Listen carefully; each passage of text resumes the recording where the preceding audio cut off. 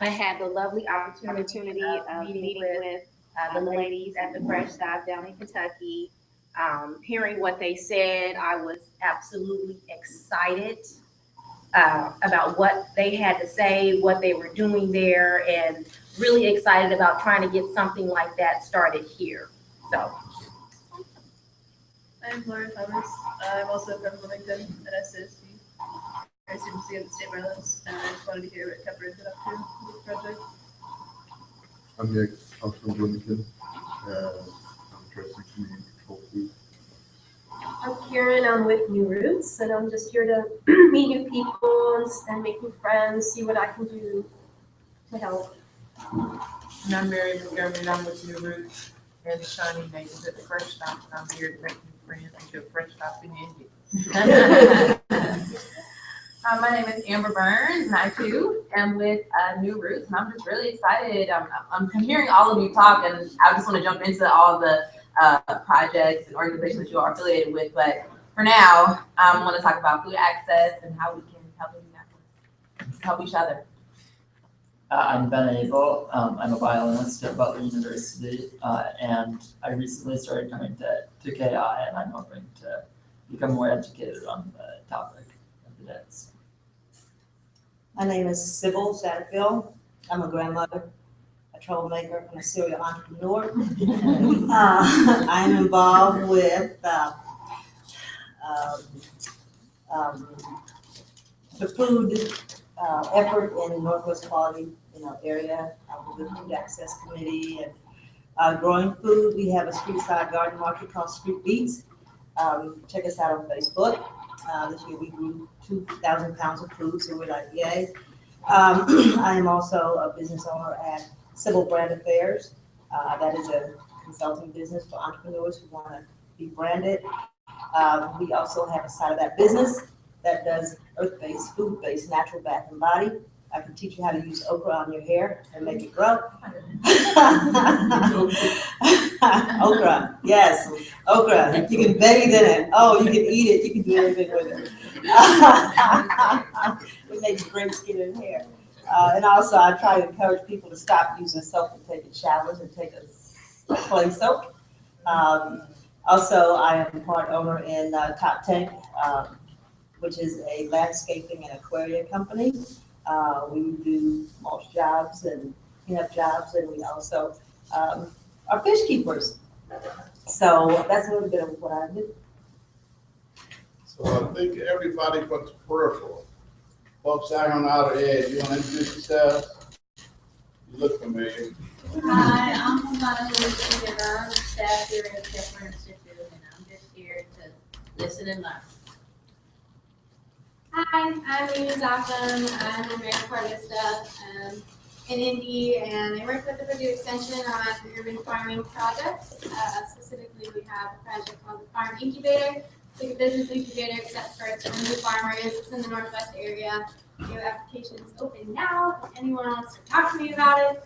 And I've been volunteering with Kepra to talk about how we can bring fresh food here, and we've been looking at the Fresh Stop model. We've been really happy to talk to the New Roots folks about it. Got some really exciting things going on, so I'm really happy to see all you come out today to talk about this and see how we can move it forward. Hey, Alvin, we ready? We're live. So if these folks want to tweet, Facebook, this link, what do they do?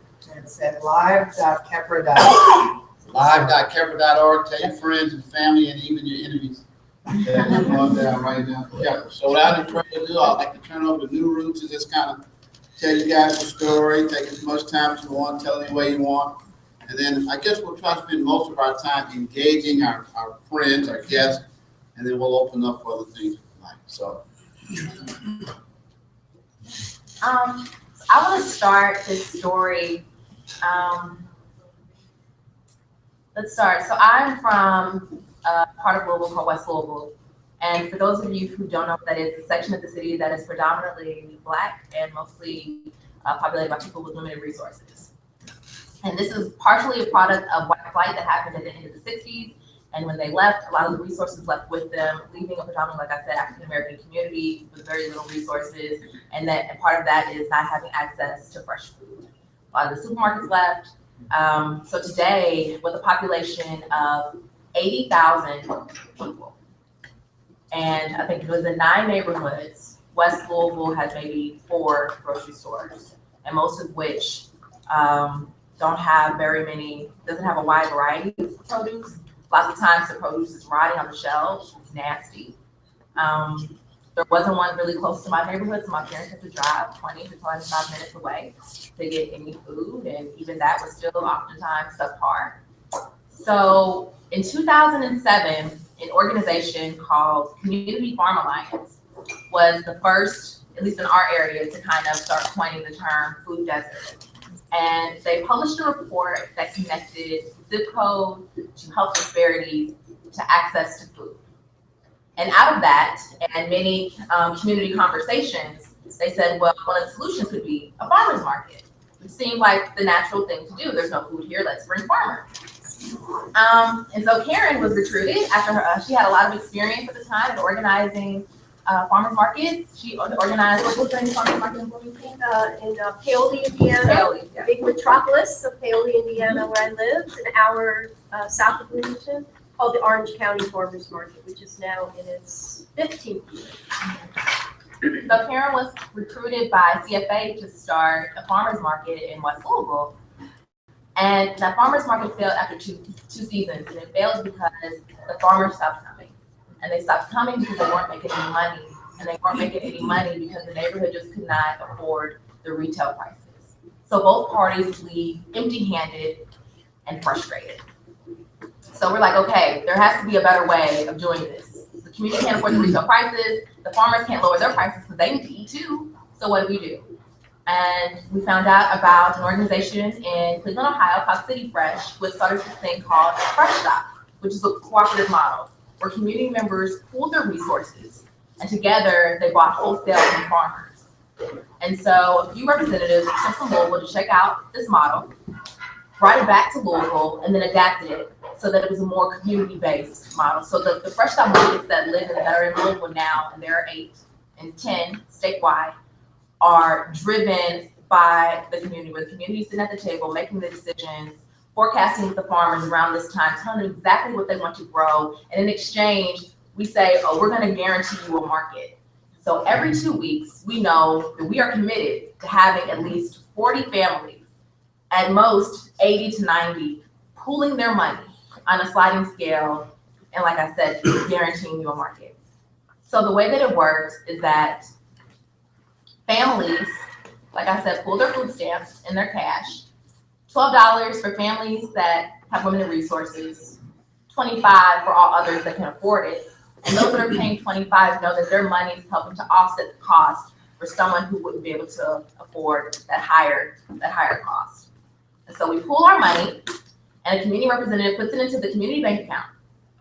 And then they talk to the farmer liaison. Oh, there's 6 teams that are working together to make this happen, by the way. And we're in the process of modifying that, trying to make it more simple, but as it stands today, there are 6 teams.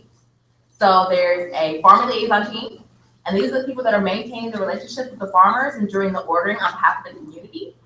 There's a finance team. They're making sure that we are SNAP certified, that we have a bank account, and they're collecting the names of all of the people who have pre-ordered, because all the money is pulled about 2 weeks to 5 days in advance. And then they're the ones, communicating with the farm liaison team, letting them know how much money we have to purchase from the farmers. We have a newsletter team that are creating the newsletter for each Fresh Stop event, telling you what farms you purchased from, what's going to be in your share, a funny story about kohlrabi, some recipes. We have a chef liaison team, and these are the people that are recruiting and scheduling guest chefs. And these aren't always professional chefs. Sometimes they're lay chefs in the community, anyone who wants to offer their expertise, help make a healthy recipe using the produce that's going to be in that day's share. So you get to taste it, you get to smell it when you walk in, and it just makes the experience that much more enjoyable. There is the day of team, and these are the people that are setting up and breaking down the Fresh Stop market that day, because we just pop up for 2 hours and then we're gone. There is the outreach team, Everyone is pretty much a part of the outreach team.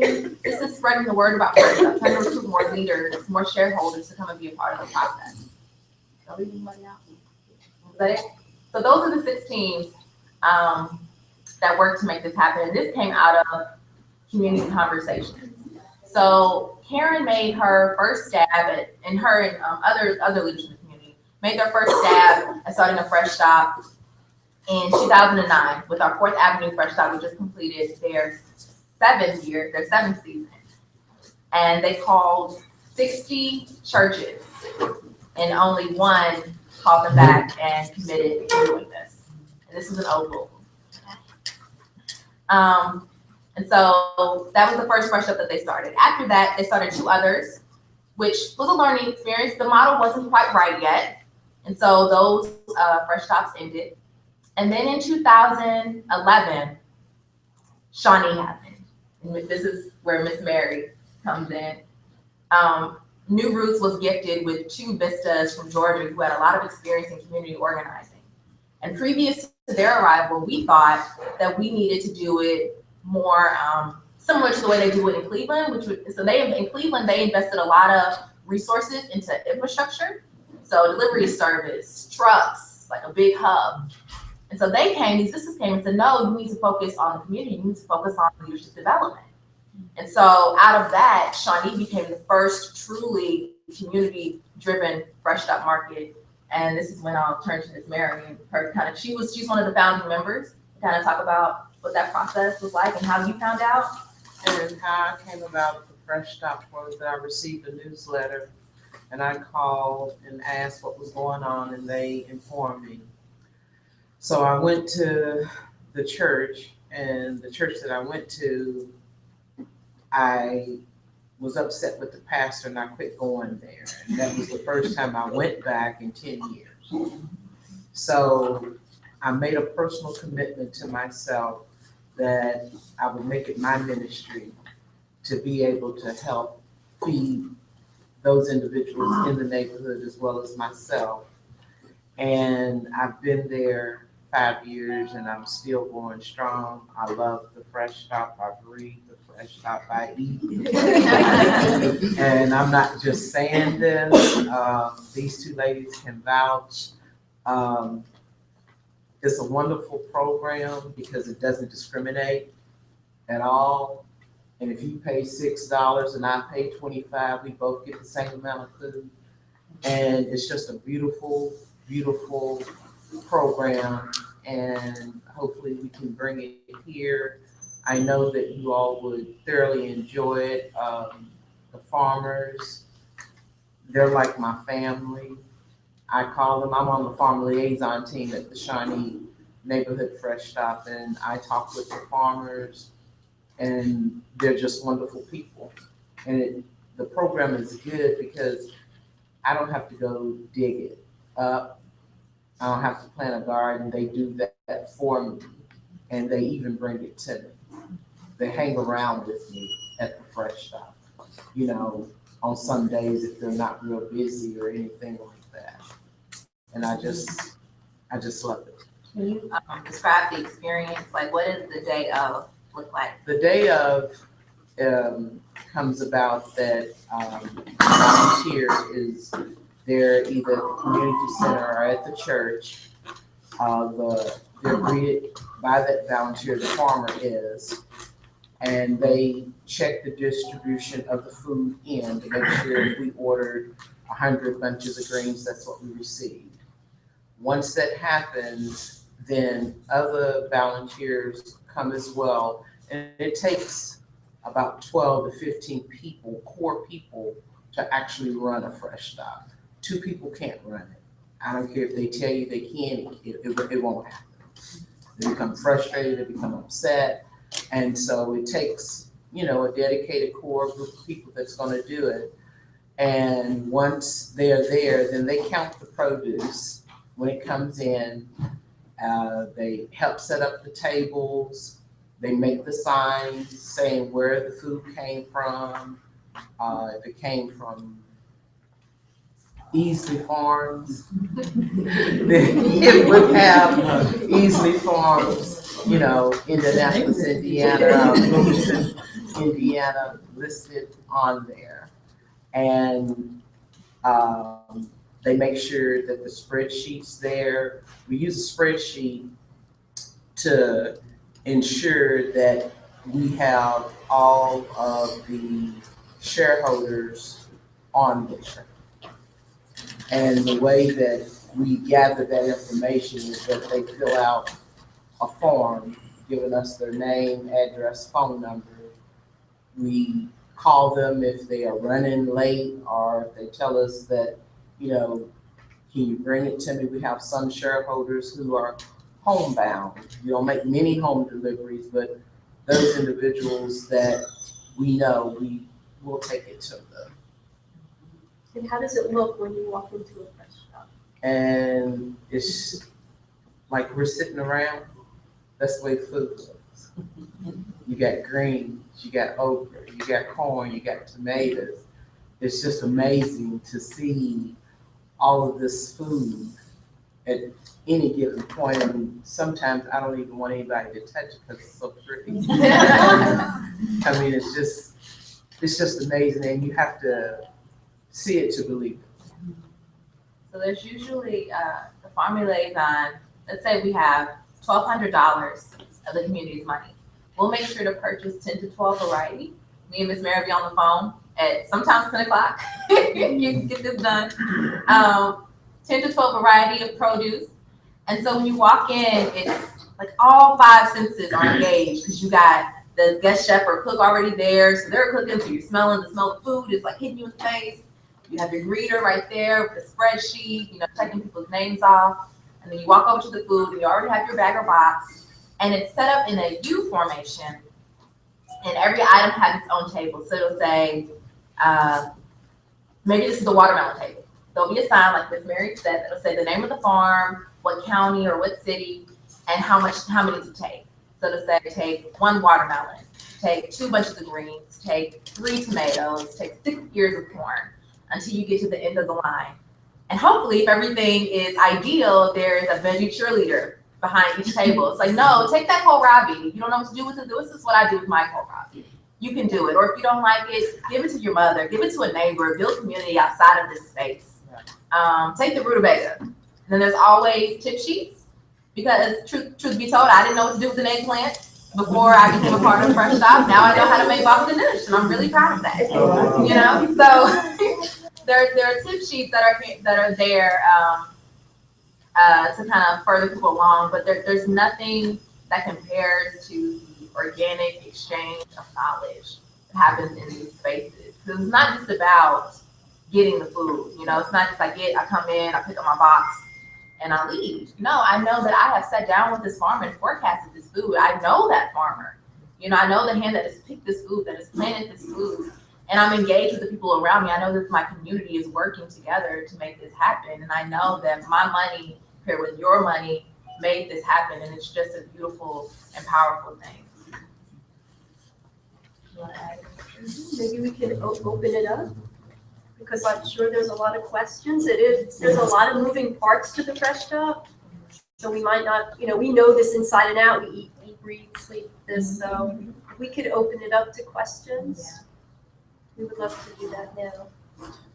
I have a question. Is it organic products or is it just any kind? I mean, it could be Some organic, of our farmers it could be. are organic certified, some of them not. They grow organic, but they're not certified. And so they don't use, you know, any spraying on their foods whatsoever. It's just that they're not certified yet. And we had a big conversation in the car on the way up about this, because we do have a group of farmers that is not organic. They're not organically growing the food, and how like we've evolved over these years to really, really want food that's not sprayed with chemicals, because we've seen the change in our bodies and our health. And so in Kentucky, for example, we just found out there's $1 million that was just put aside for minority limited resource farmers to move toward organic. So we don't want to push anybody away, but we do want to encourage and help that process so we can be having 100% at some point. Like, but there's certain things you cannot grow organic strawberries organically in Kentucky. It is just impossible.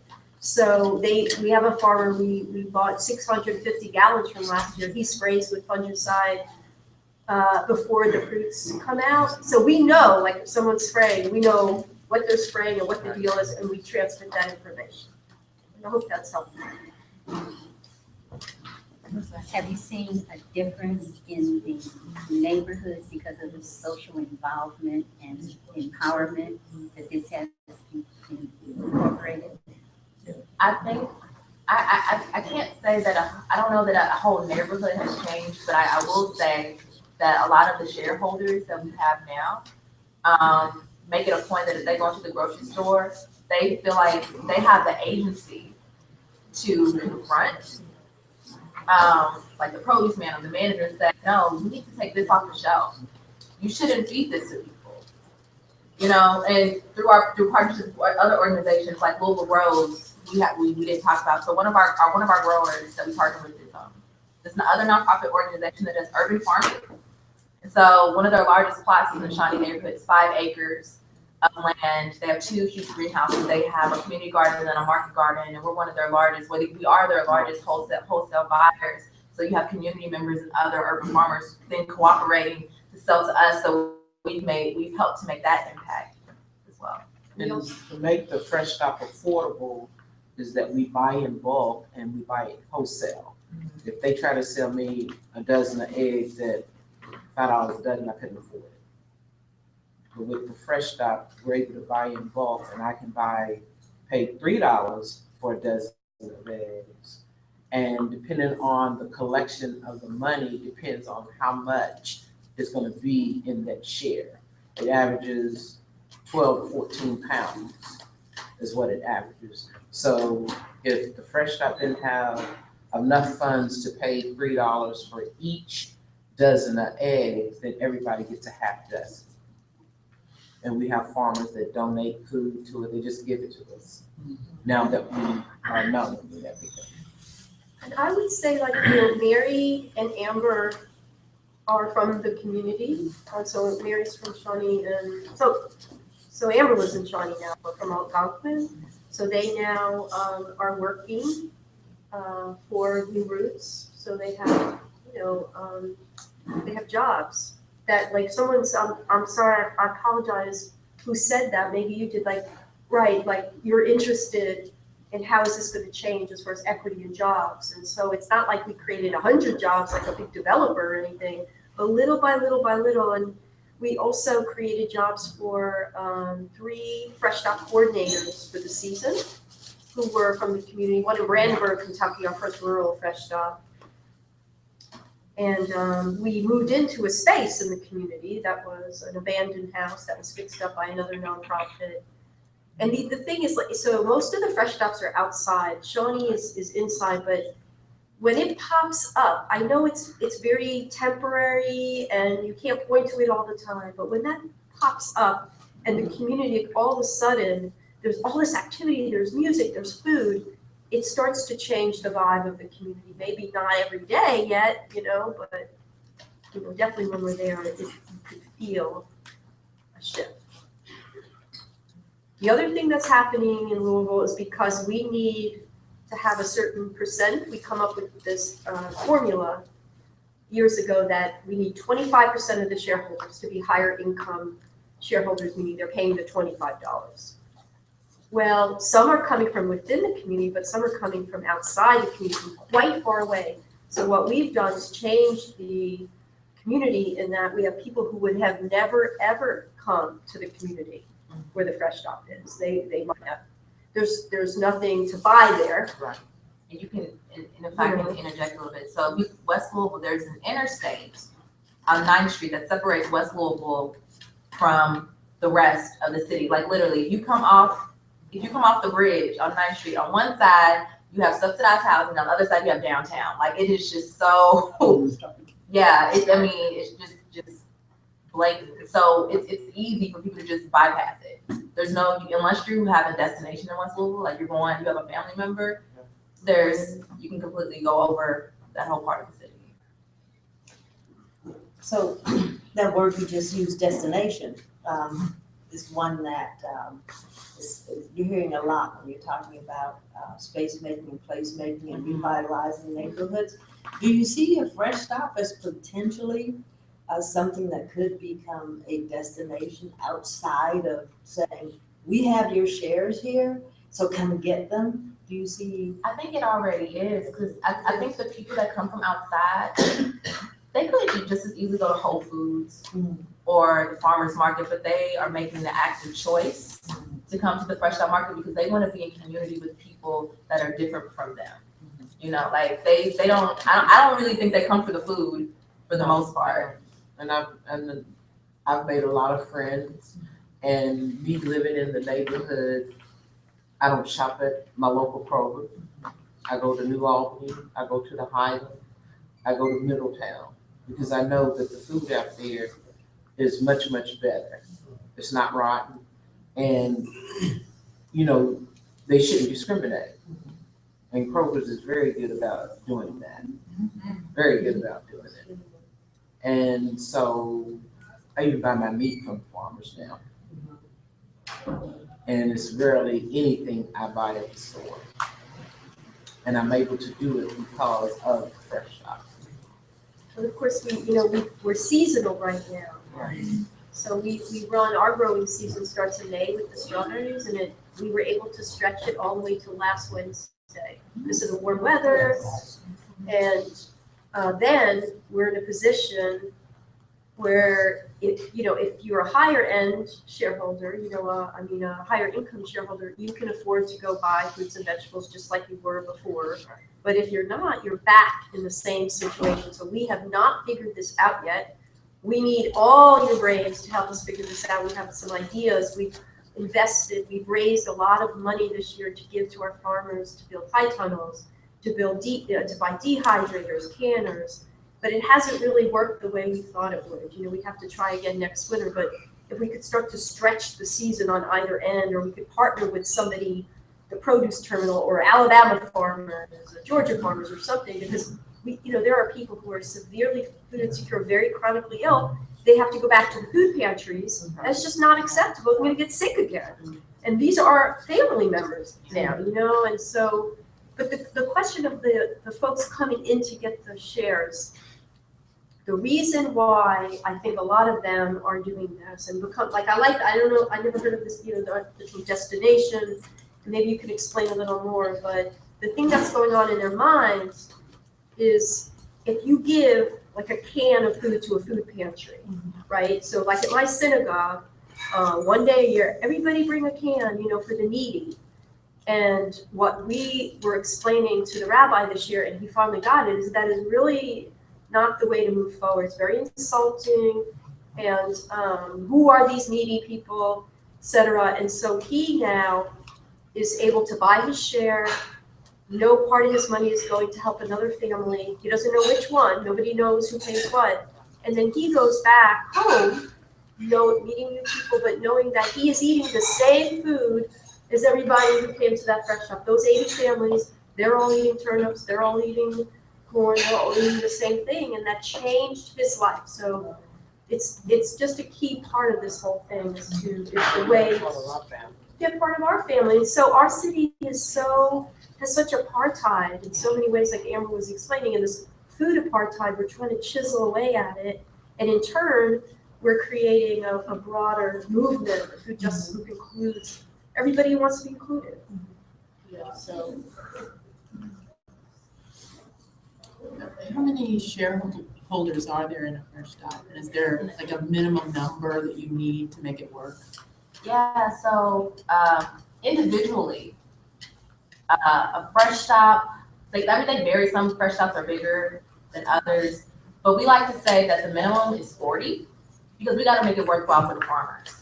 We can't negotiate wholesale prices if there's only 20 people come to the table. We're only going to be buying 20 watermelons. For really small farmers, maybe it's worthwhile, but for the type of farmers that we work with, who are a little bit larger, some of them, we have to make it worth their while. We would say the max right now would be 80 to 90. And then it just gets overwhelming and we need to butt off and start another one. Like there's 2 in the Shawnee neighborhood. And does it kind of change week to week? Yeah. Yes. It's not always You don't- When you commit to being a shareholder, you don't have to do it every single year. Right. No, you don't. This, you're not committed, I mean, no contracts are signed, anything. And some people are able to pay for the whole season. And there's high and then there's low, those individuals that need assistance, they pay at the low end, but you know, they pay it for the whole season. And the season can run anywhere from 10 to 12 weeks. Yeah, and then you, like Ms. Mary was saying, you have the option of going week to week. It's bi-weekly, so when you come to pick up your share, you have the opportunity to pay for the next time. Or you may not want to, maybe it's too much food for you, maybe you just want to do it once a month, so you have that option, that flexibility. But folks, so that's why, like Shawnee, for example, has a total of 125 shareholders, but they average around 60 to 70 every other week. So everyone doesn't come every time people on vacation. So it fluctuates. Well, then what happens if you don't meet that minimum? Say you have about 40 to 50 people that come in, however, the next week you only get 20 that want to sign up. We make it happen. You make it So happen. there's, so you know that minimum's there, that doesn't mean you're gonna stop. No, And we you make make it it on happen. phone. We're And like, we go through that whole list and we call our friends, and we call our family. And that, yeah, we're committed to making it happen. no, what did we say the other day? No is not a, Yeah, no is not an no is answer. not the answer. So the thing is that we, like this time of year, and the farmers will tell you that it's time for us to start making commitments to the farmers because they're buying their seeds. So when we say to a farmer, when we work with the community, and the community says, okay, I think I could get 60 shareholders. You know, I'm feeling bold. I feel, you know, we've already done a lot of organizing. We tell that farmer 60 families, so that means 60, you know, watermelon twice during the season. That means, you know, 800 bunches of greens. We have to make that happen. So that's like the motivation, the thing that sparks us into action, that we just have to make it happen. And we always make it happen. Like the one thing this year with the with the Russell Fresh stop, they just had a really hard time. And finally, we got up to 42 shareholders. But they were running 20, like they have 20, and Mary would get on the phone and say, no, you need 30. How are we gonna make this happen? And then they, you know, start knocking on doors, calling. Is there a kind of list that tells you what you're gonna get that next week that would make that decision a little easier, so to speak, if you know you're gonna get this type of vegetable next week? Oh, I'm definitely signing up because I want that, or I wanna try that. Well, it's Is there kind any of hard kind of- because, you know, we get what's in season and available right at that time. So to say that you're gonna get, I could say that you would get greens every week, I can tell you that. That's the only thing I can promise to you that you certainly would get. But as far as, you know, the tomatoes, you know, they don't come until like around July or so. And lettuce is best, you know, in June or in the fall of the season. But I can't tell you no, because it's what they have, and if the weather's not right, it could wash out, you know.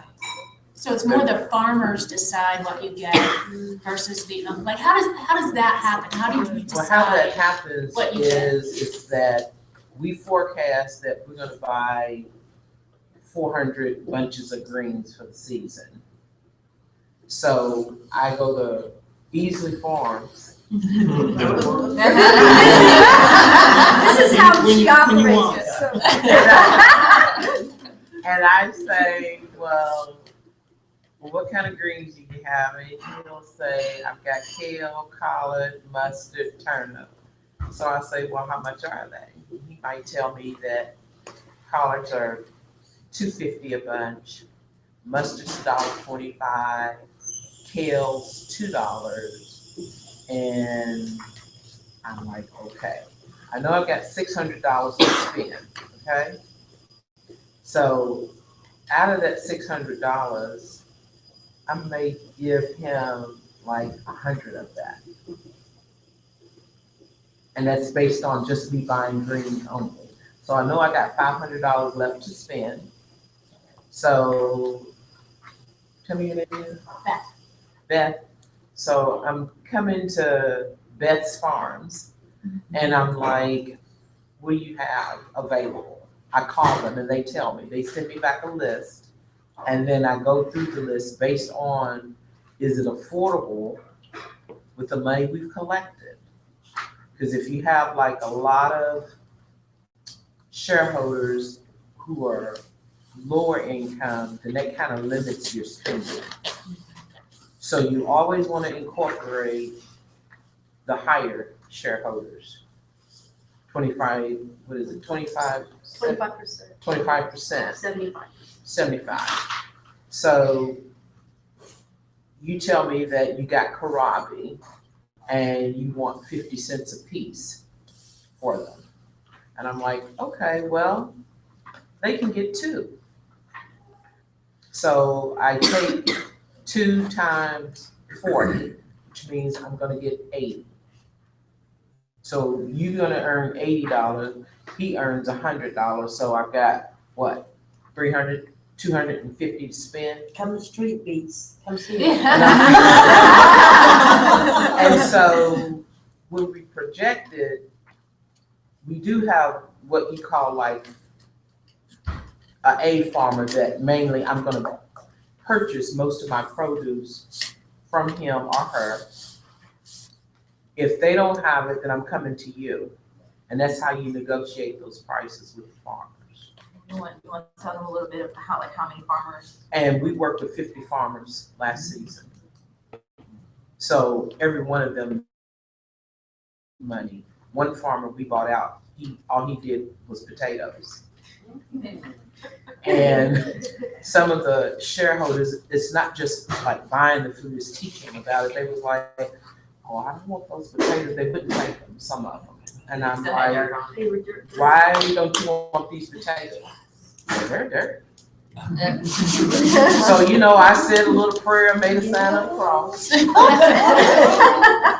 I said, okay, go in there and wash those potatoes. I said, now what do they look like now? That's because they never seen potatoes with dirt. I said, that's the same potato you go to Kroger's and buy. It's got the eyes growing out and ears and legs. The same potato. So by the end of the season, they was fighting for those potatoes.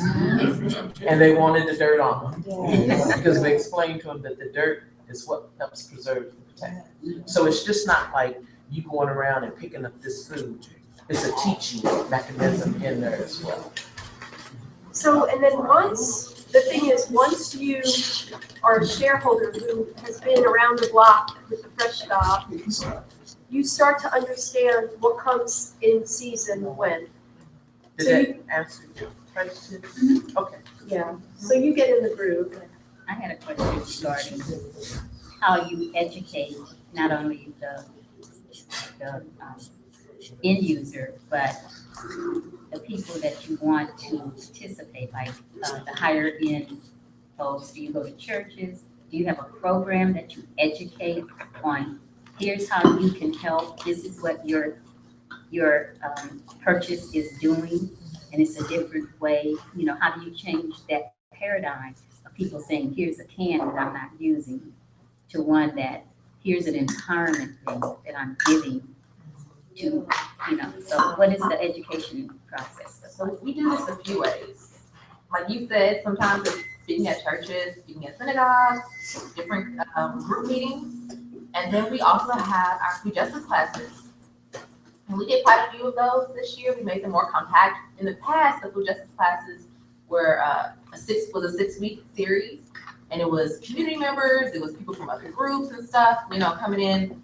But we made them more compact this year. And so one of the activities we do is walk the line, or privilege walk. I'm sure a few of you are probably familiar with that you add. But this one, it was specific to food access. So we asked a series of questions, asking food access questions.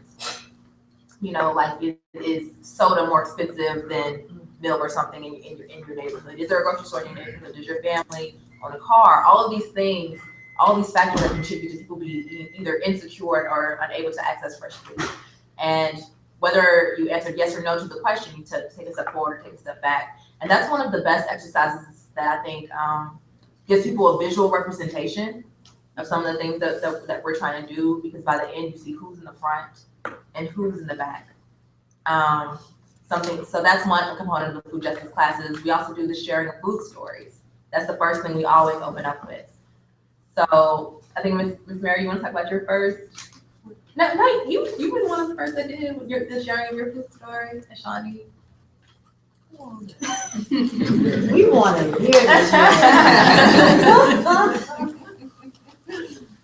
So my parents, they had their own garden, so I was used to, eating vegetables and things like that. And I helped in the garden with them. I love my fresh foods and veggies. So we had this cousin, and he would call us and say, well, what y'all having today? And we say, well, we got some green beans going and some greens. Well, I got a half a cow. Don't ask how you got that cow. He bring us some meat, and we would just have a festive. I mean, my parents, my mom rather, she cooked 3 meals a day. I didn't eat bread out of the store. I didn't know what it was like because she made bread fresh for us every day. And we just love food. We love food. And my favorite is green beans. So let's just go around the room while we're doing that and just ask what our favorite vegetable is that we like. I like green beans. I love them. I can't eat green beans no more. But growing up, my story is opposite of Mary's in that I grew up on all processed foods, ramen noodles, Vienna sausages, instant mac and cheese, and some meat mixed in there. And what my family did out of necessity then became what I did out of habit. And it wasn't until maybe 4 years ago that I started eating fresh fruits and vegetables. But the only thing I would eat growing up was canned green beans. So to this day, I can't really eat green beans anymore because it just reminds me of that time when that was the only thing that I would eat. So now I would say my favorite vegetable is kohlrabi. Asparagus. You don't have a story to go with that? Oh, I don't know. I want to say greens. All of them, mustard, kale, turnip. Yeah, a little bit of smoked turtleneck.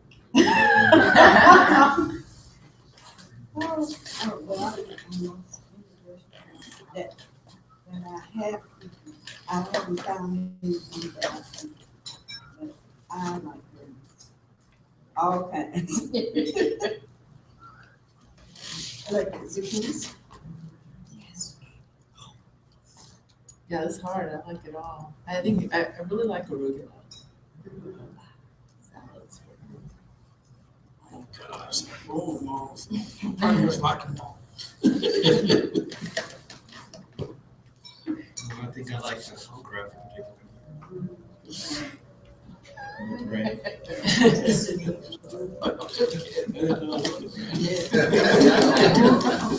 Black eyed peas for me. Black eyed peas. That's what I'm feeling right now, black eyed peas. I like them all, honestly, but I think there's nothing better than like a fresh, like juicy tomato at the start of the season. And like craving it so hard, and like, let's be honest, grocery store tomatoes taste like water cardboard. So like when you get a real tomato in the summer, like I wouldn't wait, just like eat like an apple. It's just the most amazing thing. So. Mine would be cauliflower, because I'm finding so many different ways to substitute that for other things like rice, noodles, mashed potatoes. I've learned how to add Alfredo sauce to almost any kind of cauliflower dish, and it makes it amazing. So. Broccoli. I like green onions. Those are all. My favorite vegetable is definitely eggplant. I love to fry it in oil until it's like mushy and fatty.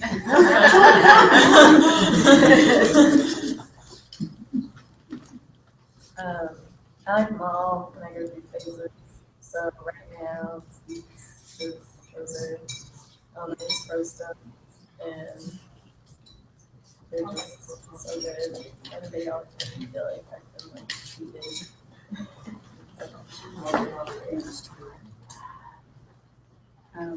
Well, my favorite is tomato. I can remember growing up as a kid. My father always had this huge garden, and we had backyard chickens and ducks.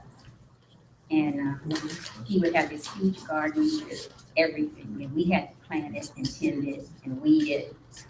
And then he would go fishing and have a number 3 tub full of fish, and then people in the neighborhood would come and get fish.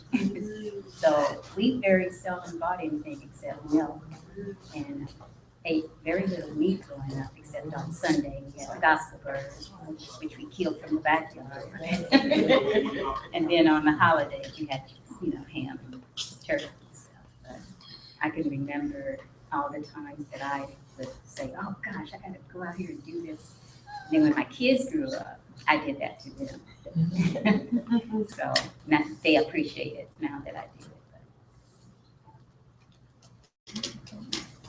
I would have to say I'm Joyce's sister, and in our upbringing, grew up on a farm. We had chickens, ducks. Father used to do the fishing. Where we lived at, this was in Georgia, so we didn't have to go to the grocery store for a lot of things. We had a garden. My father didn't hunt, but the hunters would bring venison. Yes. They would bring duck. They would bring rabbits. But yeah, so that he didn't have to do a lot of, actually he didn't do hunting at all, because people would bring it to him. And like I said, we raised chickens, so we would have chickens and an abundance of eggs. My favorite vegetable, because I don't like Brussels sprouts, anything else I would eat, but it would probably have to be asparagus. And I have to add, this was urban, this was in the city. This wasn't on a farmer. In Georgia? No, in Indianapolis. Oh, in Indiana. 3961 Martindale. Wow. Well, I'm going to speak for the lowly turnip, because I had never eaten a turnip before Fresh Stop. And my friend Mary, I called her up and said, what do I do with all these turnips? And she taught me to slice them thin and put them in the pan with a little butter or olive oil, put the top on the pan, and like steam them in that way. And now I have a fancy thing I do where I add a little almond milk, and then I put it under the broiler with some toasted almond flour, and I could eat the whole pan, like in one sitting. And my daughter, she's 16, she won't eat turnips. So I have to eat them. So this is what we do in food justice classes. Yeah, let's have a conversation. Ladies first. Oh, It's 2 questions. Does the city help you at all? next question.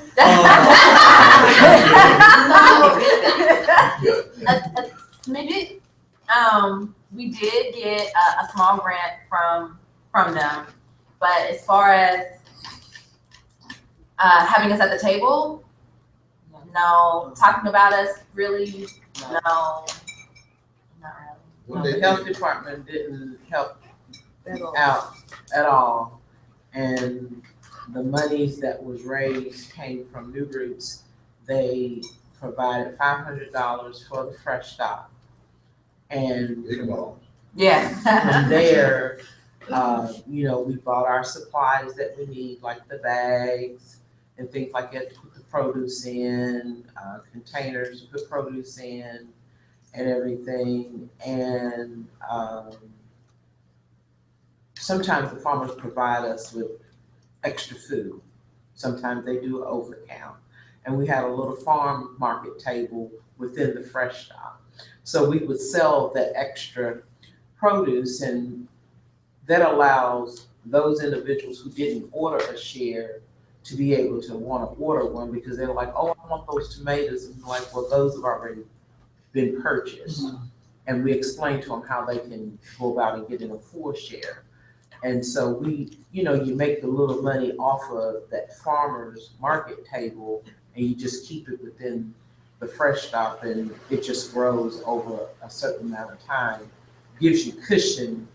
Say that if the watermelons were $4 and you could only afford 2, Well, New Roots would come in and help us pay for the watermelons or the cantaloupes and like that and eggs. Because it was a higher expense item on the list that the farmer had for us. And I would like to hear maybe the folks who were, because I think you have a really good opportunity here. Yes, you know, it might not be happening in Louisville that we have that here, and then we could really use it as a model to go back to our people and say, look at Indianapolis. You know, so I know that Right, and Mimi, you all were with the mayor's group, or? You wanna hear about that? Yeah. I'll let Mimi go first. No, Mimi left. Was anyone else at the meeting? I wasn't, but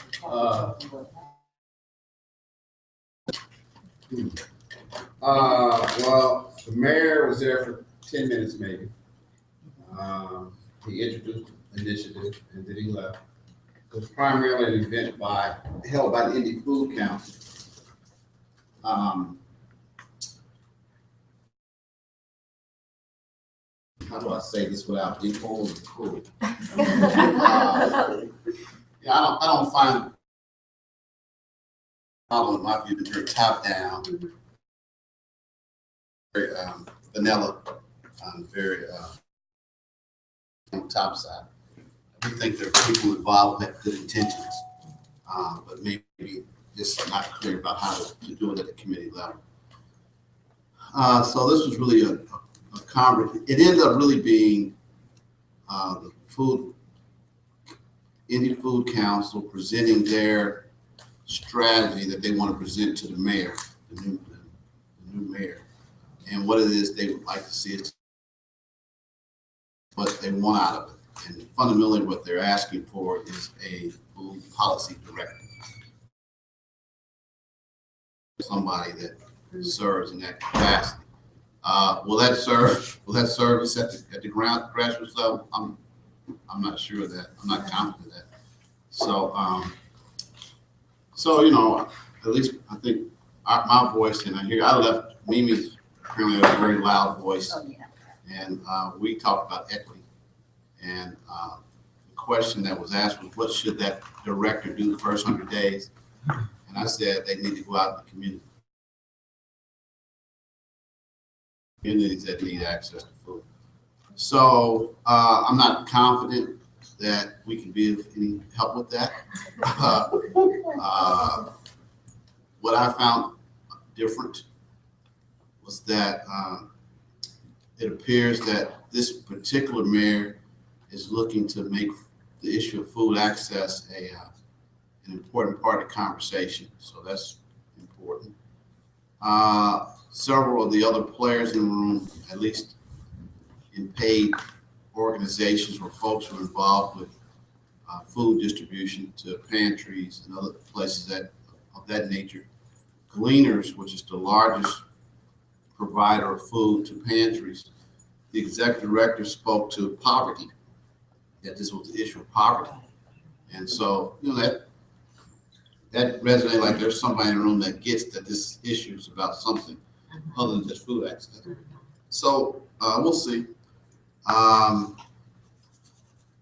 So at the end of the day, this really was an Indy Food Council meeting that's about how they plan to and want to influence the mayor's agenda through the lens of their model. The person who presented the model's name is Kyle. He works for Green Bean Delivery. Green Bean Delivery is one of the mobile pieces. They have a partnership with IU Health. Right. Partnership with a lot of corporate. Indy Garden on the go. But I will say that model in partnership with the hospital has provided food access to communities. His presentation, he did seem to get it. He wrote a piece in the IBJ to present that.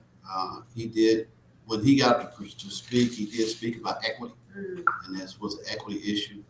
So there's opportunity. I think out of that, Joyce was asked to be on the Food Council, so if she decides to take on the role. We've added a little diversity and community presence in the thing. So stay tuned. We'll try to keep you up to date to see if we've had any impact at that level. I'm curious what you guys is, from my lens, at that level, most of this is about money and development. And how to leverage dollars for developers, not about how to assist communities. So I'm just curious if that's one of the reasons why in Louisville, the city does not see this model as a model that had real impact. I'm curious. Yeah, I think that's the case. That's the case. Yeah, they can't just point at us because we pop up in already existing structures. Churches or community members were there for 2 hours and maybe a little bit after that, and then everything breaks down and then it goes away. So they can't just be like, they can't take someone on a tour on a day that's not Fresh Stop Day and say, oh, look, look what we invested in, look what we did. And instead they put, I'm sorry, I'm not go ahead. But instead they put their money into things like Healthy in a Hurry, this corner store initiative, which in theory is probably a good idea. They did it well in another city. In Philadelphia. In Philadelphia, they did it well. But here, you walk in and there's a pretty sign, and it's green. It's a beautiful Black family, and they're smiling. Everybody's happy. And then you walk in, and it's a corner off to the side, and there's like bananas. Yeah. And how much money did they spend on this camp? Hundreds of thousands.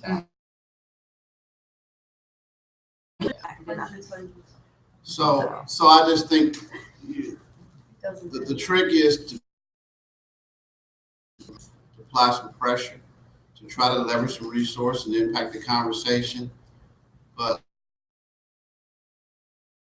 at the end of the day, folks who like to work and invest and make money, this money does not say go out and spend several $1 million building infrastructure to support other communities. So when you can, you pressure them, you try to leverage some resources out, but I don't spend a lot of time in that dance person. Yeah. No, we don't. And they called me today. I thought we were gonna get a chance to talk to the mayor. And, the best thing that happened, or worst thing that happened, was our youngster getting a selfie with the mayor. So I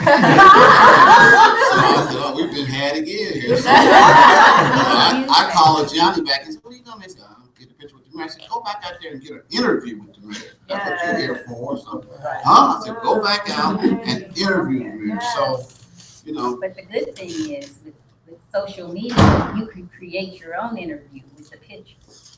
Well, we By created, asking but questions. what happens if we're not careful? See, our children are the best way for us to understand the power of power. Johnny, I gave with Johnny, he was only 13. I said, yeah, but here's your instructions, man. You go in, you get 5 interviews. I'm not going to tell you who to interview. I want you to decide who do you interview here. And what happens? He gets flipped over by Fox 59 and the mayor, and he's out getting a selfie. He's gonna lose sight of what he's there for. So that's how they do us all the time. So of course you're right, and I gave him enough. I gave him enough of a whipping afterwards that he knows next time that's not how to play the game. Oh no, you have to. You go out. You have a job to do. Get the job done. You want a picture with the mayor? That's cool. But did you do what we asked you to do on the work?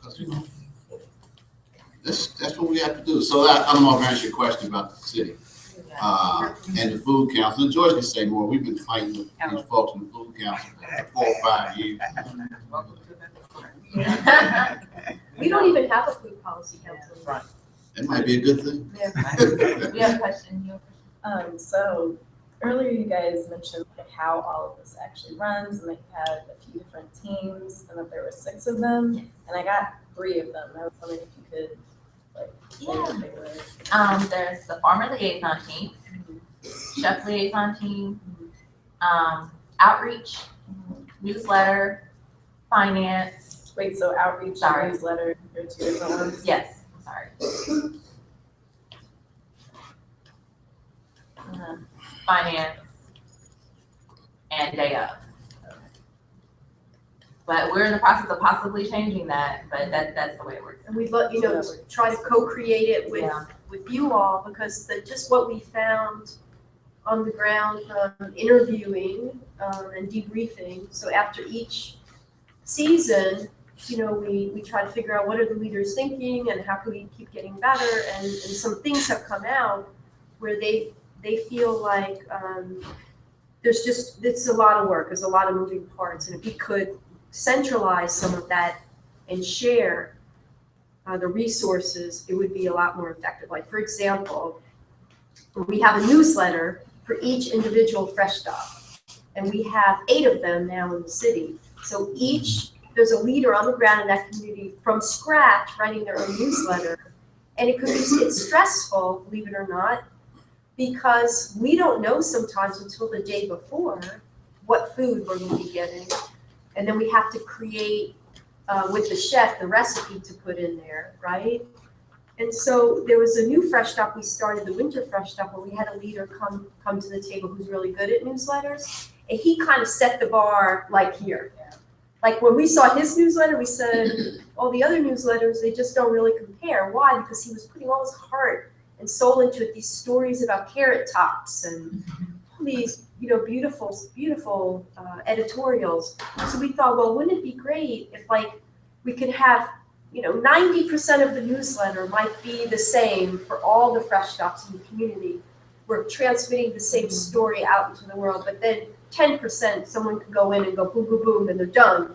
And then they spend their energy being leaders at the Fresh Stop, being in community, enjoying themselves, not being burnt out by the time the day comes. And then maybe maybe each community rotates. Like this month, Shawnee wants to write some personal stories about their leaders, or they want to add a personal story about broccoli. I don't know. So the content is created from the community, but it's kind of a central holder of it all. It does get stressful. It gets really stressful. Amen. Yeah. It gets stressful. Everything is just in time.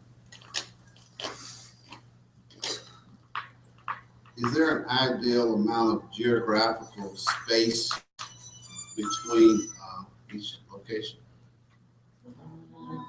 Well, there's 2 in Shawnee, and so I would say that we're a mile apart. It takes maybe 10 minutes to go from my house to Market Street in Louisville. That's the one where you split because you had so much. Yes, which is on the other side of Broadway. I'm on the south, they're on the north. And then you're doing the purchasing for all 9 stops, or how does that work? Say it again. When you go to purchase from the farmers? Yes, there's a farm liaison team for every Fresh Stop. So to keep down a lot of confusion for Easley Farms, Beth makes her selections of what they're going to get at their Fresh Stop. I'm on the phone with them when they make that selection. I send that final order to Easley Farms versus Beth calling. So you or basically Sweet compile Pete's the calling list. And all of that, because they're most of the time they're out in the field. I kind of know what time they're going to be around and whatever. And it just makes it a smoother process when they not be bothered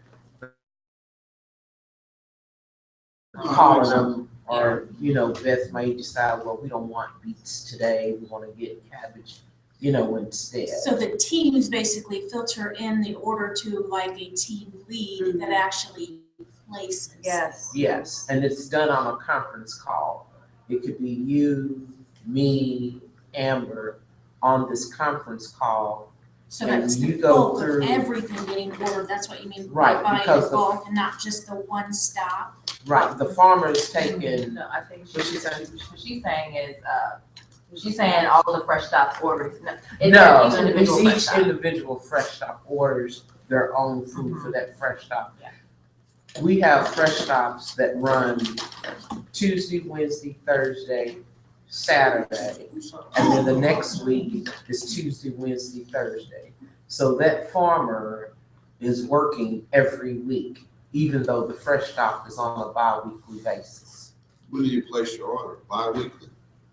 On Tuesdays, fresh stock, that order has to be to the farmer on Sundays. On Wednesdays, fresh stock, it has to be on Monday. On Thursdays, fresh stock, it's no later than Tuesday at noon, but you want to get it to them early, and so I would, text them or call them. You want me to go ahead and send the order for Shawnee Redeemer? And they go, well, can you send it to me Tuesday morning? Sure can. So it keeps them straight on which week and who they deliver to. So it's the community making the decision, but Mary helping along, because at first it could be very confusing and it's kind of a weird fresh stop math thing, you've got your $1,200 and like Mary was explaining how to spend it. It might be, some leaders get to it like boom, they get it right away, and some it takes a while. But the thing is, we were erring, like we wanted to be so community driven that we said, no, every farmer liaison, call the farmer yourselves, and then we realized we were like we were just being too much, I don't know how to say it, but we were confusing the farmer. Yeah, it was becoming a burden. It was becoming a burden. You were trying to micromanage us, farm? No, we were trying to get the community, like, look, like you do it, you can do it. You can do it, you're in charge of resource here. Right. No, and then the farmer was getting 10 calls all different times. And what's the average size of an order?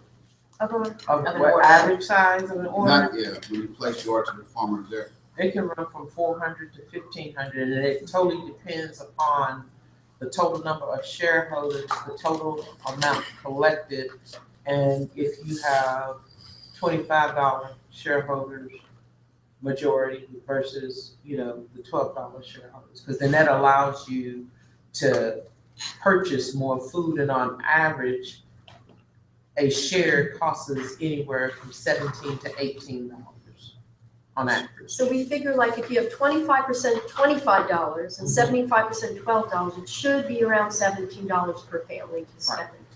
But we have to really be careful and watch it, because we've been monitoring the fresh stops just to kind of make sure they don't flip around like has happened in the past, where it becomes vanilla. Like you said, I like that, I never heard that before. It becomes that it's really for wealthy people to get a good deal, and really starts to be moving away from what the community has established as their primary value. Move away from the mission. Move away from the mission. Then it becomes something else. It's not a fresh stop market. That's not what we stand for. So you got to be kind of careful, because you want to be open to everybody, but you got to be careful. You know what I'm saying? It's a little tricky, but we've been able to pretty much, figure it out to be that percentage. What percentage of shareholders do you keep from season to season? Is that varied or is that the same? We've had, I could say that we've had at least 25 families that have been shareholders for the past 5 years. At Shawnee. Because all the other ones are new, and then Shawnee Prez, they have been in existence now for 2 years. And what we do is we start in March and April calling them, because we let them know about the Strawberry Festival that we have. And from there, we've got people in place to sign up for the very first share on that Strawberry Festival day. And what Ms. Mary says, the rest of them are new. So this year, we facilitated or helped start 6 new fresh stop markets, and previous to that we had 3. Yes. 3, 4. We had 4. 4. We had 4. Yeah. We went to 10 in one season. Yeah. You guys are still standing? Oh, yeah. By the grace of God. We are strong. We're here. Season ended Wednesday, and here we are. I like to ask Mr. Easley to ask a few hard questions. Oh, before Mr. Easley, I'm sorry. I think you got your hand up. Do you guys offer any classes or encourage your people that come get food to grow their own gardens, to self-sustain? Oh, okay. And that's not our expertise. Okay. if someone's interested in that, we will point to the people who can help them. Like you said, Louisville Grows, they do urban farming and gardening. So we would point them in that direction, but I don't know how to grow. You know, I'm not, And I don't want to do it. A lot of our folks are elderly, or working 3 jobs like Mary. I mean, we do, like some of us have small gardens, but for the most part, we want to help farmers make money doing what they're good at. You guys have a relationship with a group of urban gardeners and farmers? Yes, Louisville Grows. Yes, Louisville Grows. Just show, it'd be good to show, I think that might fit for me for this thing. Yeah. So Louisville Grows is an urban farmer, and what they have done is they have co-opted with 7 other farmers that they work with. And I go through them to make that purchase of the produce that they have available for us. Does that make sense? I'll answer your question. And they have 2 greenhouses, and they used to do local honey, but they still may do the honey. I don't know what happened to these. Okay, because I think this is bad. Yeah. They used to do local honey, but I do know that they have grapevines, and they've got apples and peach trees planted. Of course, you know, it takes a little time for that to come on board, but they were very good about supplying us. They was our green supplier, basically.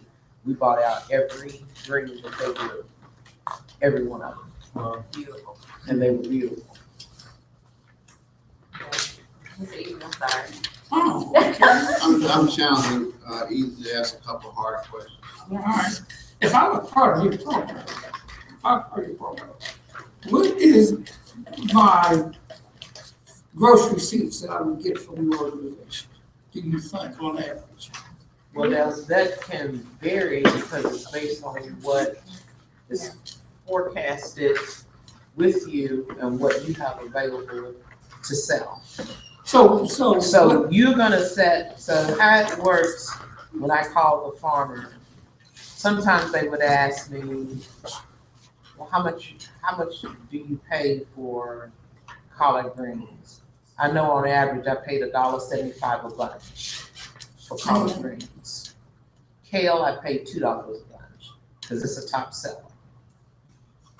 And if you didn't know, if you've never like sold your food like at a farmer's market or anything like that, if it's not like a wholesale price to me, then I'm not gonna buy it. Well, farmers markets are fairly retail. Well, some of them. Most of them that I know of. Yeah, they sell theirs retail, but those same farmers that's doing the farmer's market is the same farmers that do, right, exactly. Wholesale, so you kind of have to have a price set in mind. And if I felt that that price was too high, if you told me your kale was $3.50 a bunch, I'm gonna say, Mr. Easley, I don't have that kind of money. I'm a not-for-profit organization, and I am. You're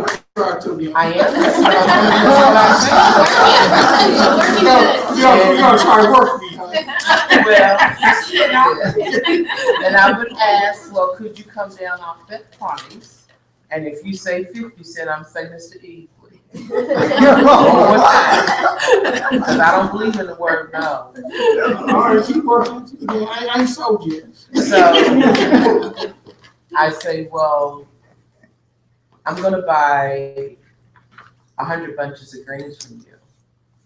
Okay, Mary, you can have them for $1.75. He would sell. So Easley, how does this model feel to you? Does it resonate with something you would consider being involved? I mean, it for the community, for the community to get access to, especially the lower income individuals, get access to fresh fruit and vegetables. This sounds like that's a lot. And what's so good about it, Mr. Easley? Because they get a chance to farmer Easley. Is that okay? 40, believe it or not, 40% of the food fresh fruit grown in America winds up plowed under, sold to China or wherever, Right. compost, or just plain out destroyed or used for animal feed. Right. Right. So do you So- sell at a so- farmer's market or? Yeah, I sell farmers market. In fact, take it back. I give a lot of stuff away. So at a farmer. Because most farmers like me have a hard time finding a distribution chain. Now, I did sign up with Indiana Grow, and they run a bunch of farmers markets. But I'm still on that, if I'm gonna do it next year or not. Can we ask, I mean, this is personal, like, for example, Thanksgiving, we spent $1,500. Most of that went to one farmer, gross. For one drop, boom. So what did you, may I ask what you bought? What you bought? We bought, We bought cabbage, which was not cabbage, it had a different name. Some type of Chinese cabbage. Napa cabbage. No, it wasn't that. Well, regardless, it wasn't bok choy, it was cabbage. It was cabbage. We bought radishes, turnips. Sweet potato. No, not sweet potato. Cauliflower. Cauliflower, broccoli, greens. And for us to get this in the month of December, I was just so excited. Oh my gosh. I can believe that. Yeah. Because you know. Yeah, it's growing season. Right, you don't get greens in December fresh. Like I got some. Well, I'm calling you. So, Andy, one other question. If you So- were, go ahead, I'm sorry. So, to ask this question to you, when you go to the farmer's market and you sell, and yeah, you're selling retail, did you pack most of it up with you or you sold it all? I would pack most stuff with me. I would still. I was sitting at a farmer's market one day and I watched a guy, and he was selling. Cause I'm still on the outlet.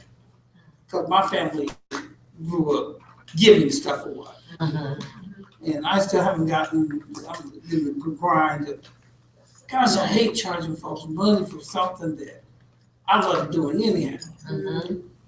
So I was sitting there watching him at the bicycle. He was up at the bicycle thing selling his little produce. And he looked like he was making a fair deal, good, you know. So you was $3 counting some some daggone, yeah, some collard greens. I'm like, okay, maybe I'll roll this way. But I said, the people that he was dealing with could have paid $4 for a little quart of blueberries and blackberries and I said, do you really want to go out that way?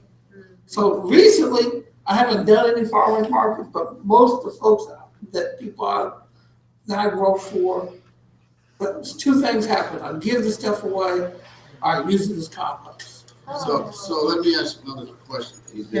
I'll finish answering his. And with Fresh Stop, when you grow that food and you sell it to Beth at their Fresh Stop, you walk away, you ain't lost anything because your money's in your hand right now, you know. Upon delivery. Upon delivery. You don't have to sit there for You don't have to sit 2, there 3, 4 hours wondering. 4 or 5 hours or whatever, like. Now, that's what I like. I like the aspect of being it because I believe it or not, ladies and gentlemen. And you can ask Miss Moore. I mowed over, gosh, what? Maybe 70, 80 pounds worth of Red Russian kale. Oh, my Lord. No more. Just a little John Deere. Nothing like a deer. Ran around the house.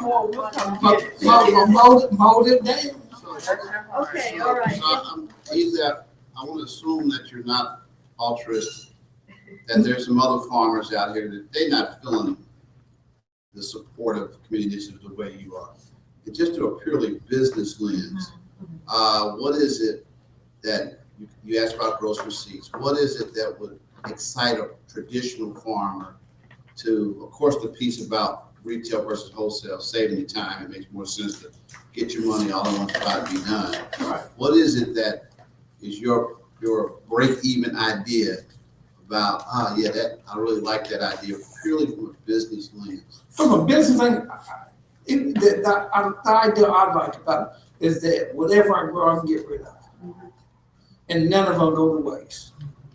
And is there a dollar number that really excites you in that per every 2 weeks? Yeah. What would that number look like? It would be 50 million. You don't have to say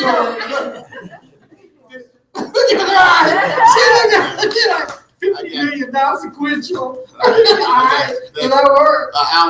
Cut the check right now. Some sunglasses. Okay, you're not gonna ask that. All right, very good. Okay. Can I respond to that from the perspective of a small grower? Yeah. Who just Because he wants $50 million. If it were me, and I know that I can harvest 500 pounds of produce in a week, and I can get $500 for my 500 pounds, I'd be as happy as a pig in slop. I promise you, I would be so geeked up. It would be like, for real? I can get $500 this week? And so, you know, that's just from somebody who's growing on 1/10 of an acre lot. I don't have 30 acres like Mr. Easley. So he might want He wants $50 million though, so I like that $500 figure. Yeah, 500 would make me so happy. I think we spent $90,000 this summer, right? We spent $90,000. Okay, I have a comment because unfortunately I do have to leave, but I just wanted to say that that's what excites me about the model, because I look at it as a win-win situation. In the neighborhood for which I live, we can't afford going to the farmer's market. We just can't afford those prices. When I've gone to the farmer's market and I'm like, okay. What? You know, I want good food and I want fresh produce, but if you just can't afford it, then you can't afford it. So I like it from that side of it because it allows us to be able to afford food that we would not normally be able to get.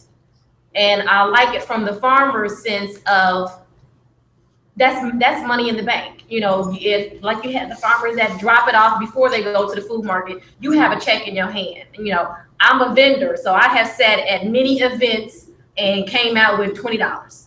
So now I got to load all this stuff up and take it back home. That's a win-win situation to already have $500 in your hand, and you go to the farmer's market. So if it's a bad day, well, you already got 500. That was guaranteed, you know. I mean, so I love the aspects of it from that sense, as it's a win-win for both sides. And that's how I look at it. And one of our farmers, actually have a farmer named Abel. Farm.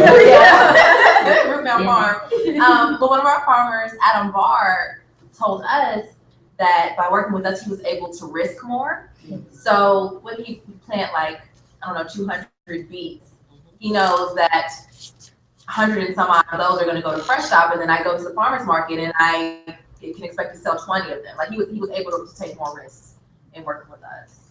So it really sounds like, to go off of what you were saying, that, you know, the people that can't normally afford it have access to it, but not only for the farmer's aspect, that they're actually using products that even he said would normally go to waste. Yeah. Right. So I agree, it's so a great win-win. So Beth, some of the items may have a little blemish and they go, well, I can't sell that at, you know, the farmer's market. They would even ask that, well, is it okay? Send us pictures of it. Is it okay that, you know, that you buy it? I'm like, sure. It's not rotten. It just have noses. Right. Yeah, double tomatoes. Can I ask my last question, which is really 6 questions in one? But going back to, I think, empowerment, destination, and some other things that we've discussed. is the model for the Fresh Stop to always be Fresh Stop, or is it going to evolve into something else for the community? And when we talk about a destination, I was talking to Mr. Easley the other night, and he was talking about turning his farm into a destination. And, he told me a little bit about what that looks like. And so when I think about a Fresh Stop being a destination rather than a pop-up shop, so to speak, I think about Oprah, and me teaching you how to turn your food products into bath and body products. And, no, not making soap, just. No, I was gonna say so. Yeah, and so you can actually take your SNAP dollar, if you're using SNAP, to a place where you might not have ordinarily used it.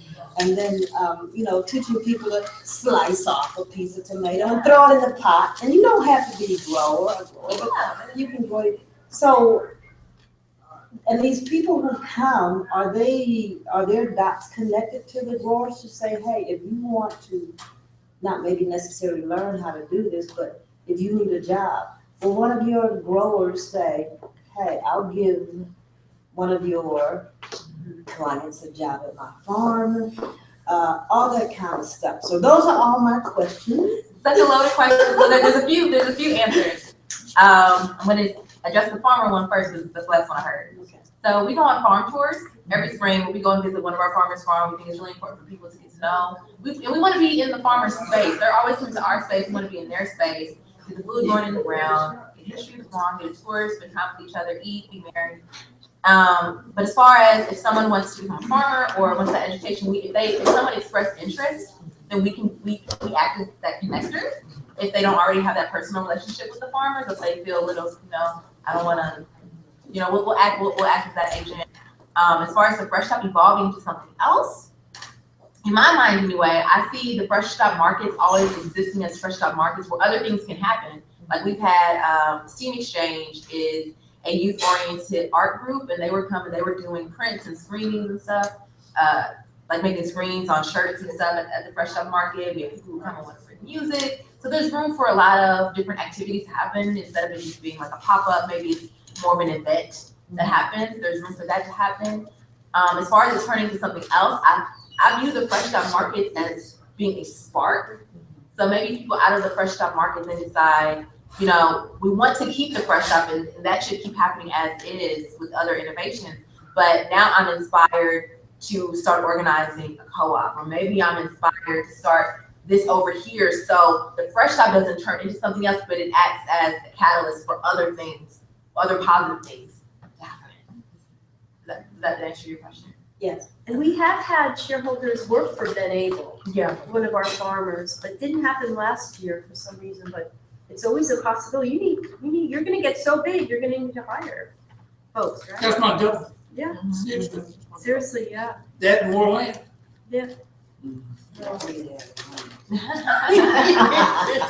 I kind of have a question regarding the destination part, where you said it pops that for 2 hours, but the destination could also be the community too. Like your destination is that neighborhood, that 40 people that are within that co-op.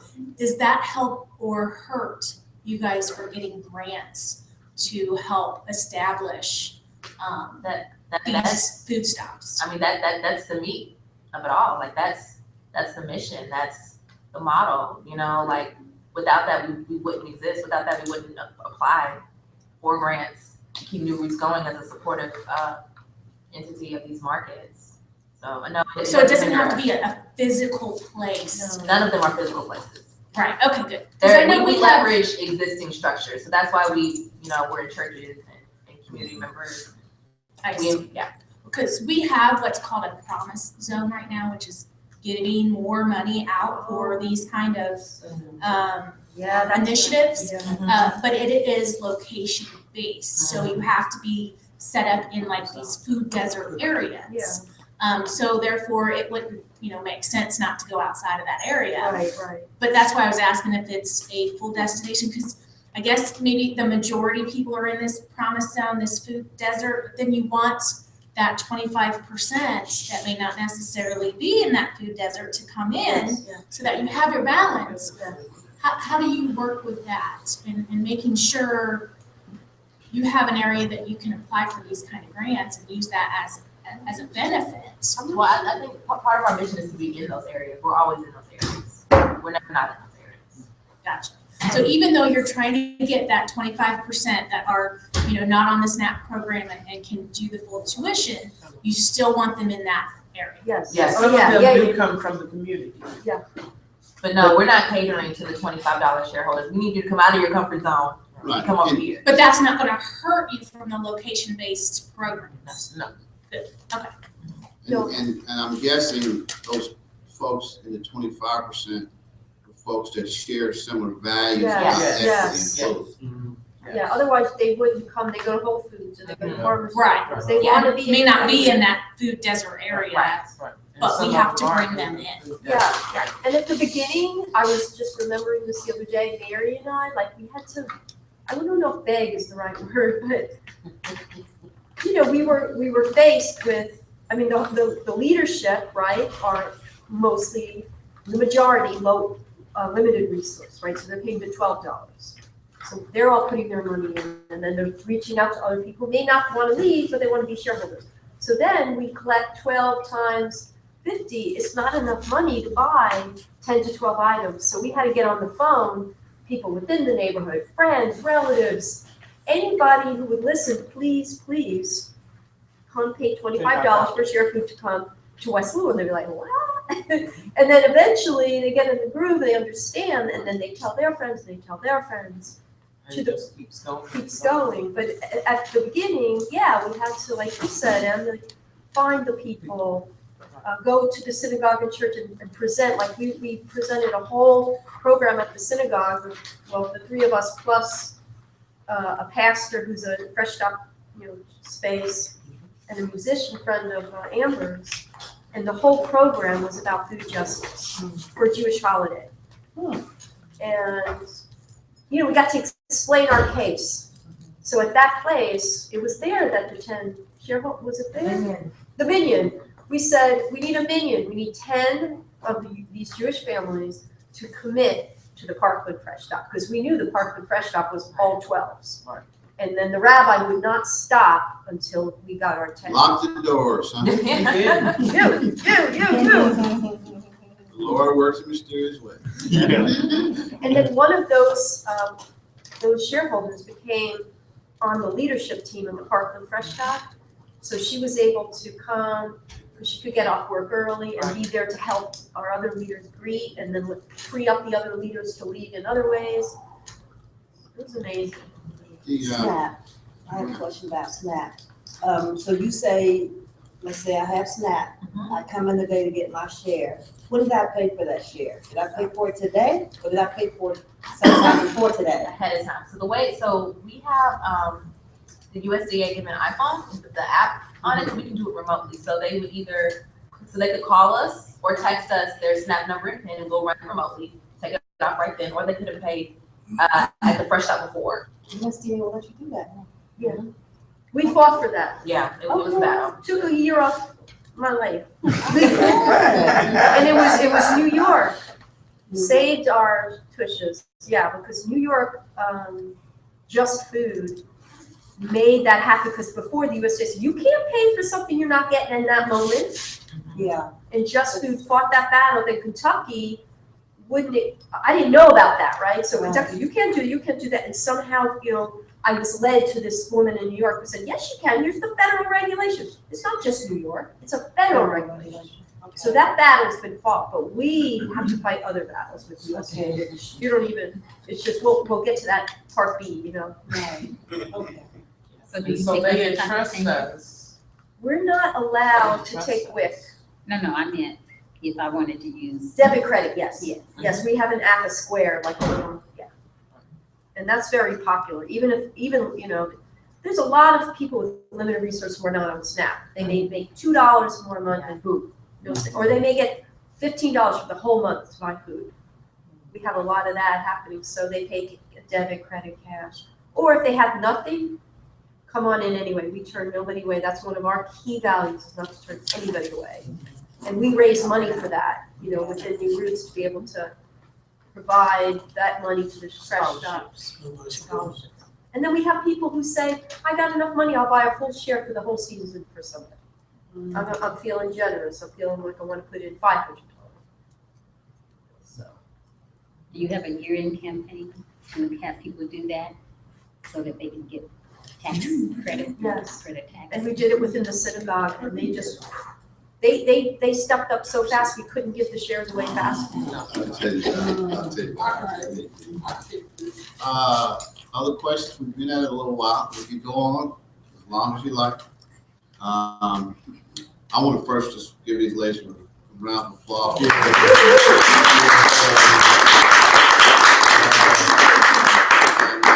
energy radiates. Definitely need you as a negotiator. We want this guy to just come get it. I'll just give it all to you. So you need to provide some training on that art form. Yes. Science. KI, we passed out a flyer, I think on the 9th, we're having another event here.